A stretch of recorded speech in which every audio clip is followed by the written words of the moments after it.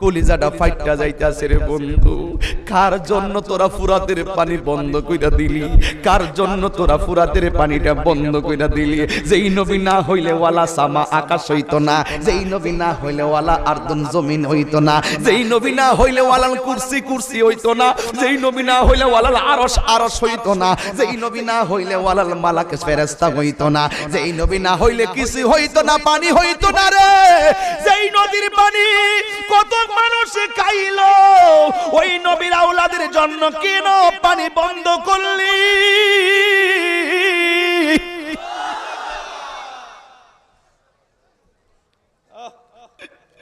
কার জন্য তোরা পানি বন্ধ করলি? কার বিরুদ্ধে তোরা ষড়যন্ত্র করলি?